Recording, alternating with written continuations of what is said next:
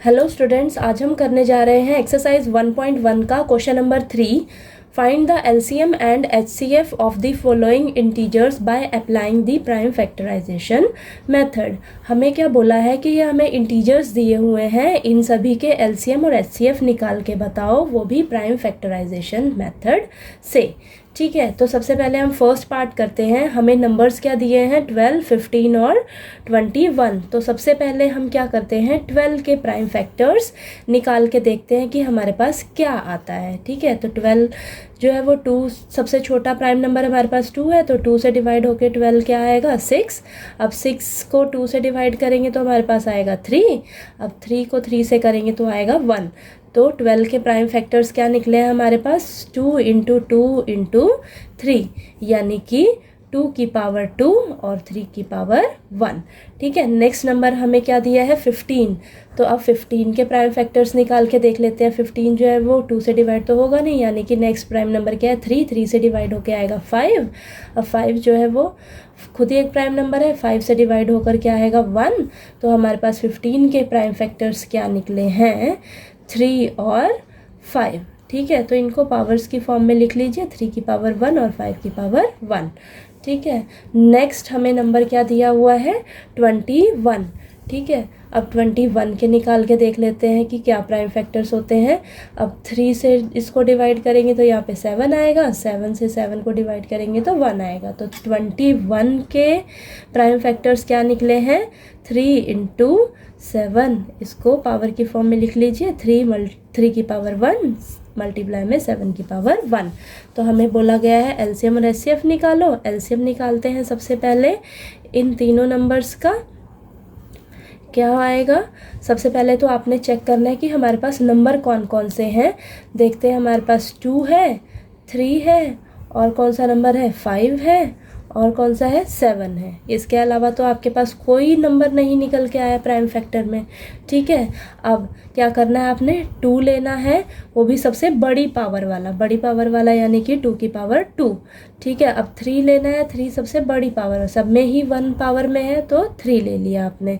ठीक है, 5 जो है सबसे बड़ी पावर वाला, 5 की पावर 1। ठीक है, अब 7 है, 7 की पावर 1। ठीक, अब इन सभी को आपस में आपने मल्टीप्लाई करके देखना है कि आपके पास क्या आंसर आ रहा है। तो 2 2 ज़ा 4, 4 3 ज़ा 12, 12 5 ज़ा 60।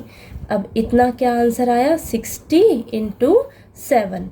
अब 60 और 7 को मल्टीप्लाई करके देखते हैं आपके पास क्या आता है, 7 0 ज़ा 0, 7 6 ज़ा 42, यानी कि आपके पास एलसीएम कितना निकल के आया, 420, 420 एलसीएम आया आपके पास। ठीक है, नेक्स्ट क्या हम निकालेंगे, एचसीएफ निकालने को बोला है इन तीनों नंबर्स का। तो एचसीएफ कैसे निकालते हैं, आपने सबसे पहले क्या ढूंढना है, सबसे कॉमन नंबर। ठीक है, कॉमन नंबर देखना है। यहाँ पर आपके पास 2 है नंबर, क्या 2 कहीं कॉमन और है, नहीं। ठीक है, नेक्स्ट क्या है, 3, क्या 3 देखिए आपके पास सब में है, कॉमन में है, यहाँ भी है, यहाँ भी है, यहाँ भी है, यानी कि 3 आपके पास कॉमन में है। 5 नेक्स्ट नंबर है, तो 5 तो एक ही जगह है और कहीं नहीं है। 7 नेक्स्ट नंबर है, 7 यहाँ पर है और कहीं नहीं है, यानी कि कॉमन नंबर आपके पास क्या है, सिर्फ 3 लेना है, वो भी सबसे छोटी पावर वाला। छोटी पावर सब हर जगह 1 ही पावर में है, तो यानी कि 3 की पावर 1 कितना आया आपके पास, 3, यानी कि एचसीएफ आपके पास निकल के आया है 3। ठीक है, इन तीनों नंबर्स का।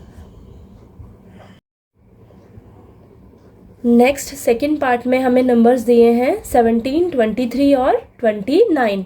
तो सबसे पहले हम क्या करेंगे, इन तीनों के प्राइम फैक्टर्स निकाल के देखते हैं। अब जो 17 है वो खुद ही एक प्राइम नंबर है, तो 17 खुद 17 से डिवाइड होकर आपके पास आएगा 1, यानी कि आपके पास क्या आया, प्राइम फैक्टर 17 का 17।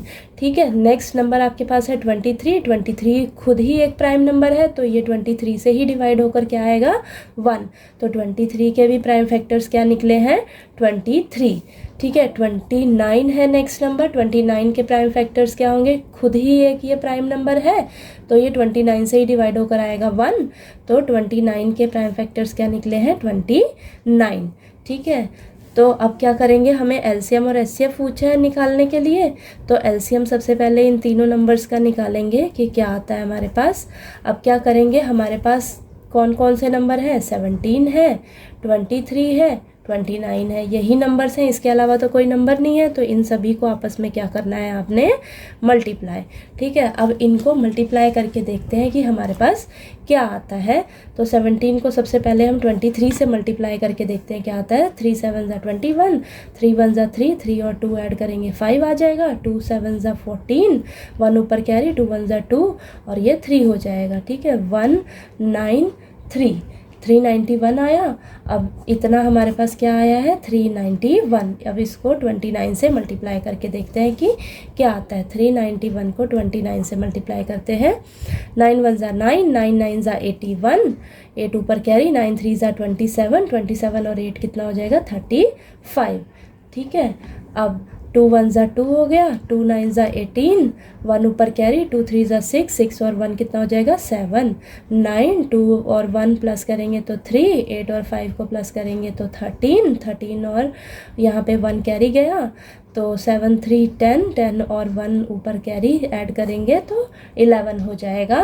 तो हमारे पास आंसर कितना आया, 11 1 1 3 3 9।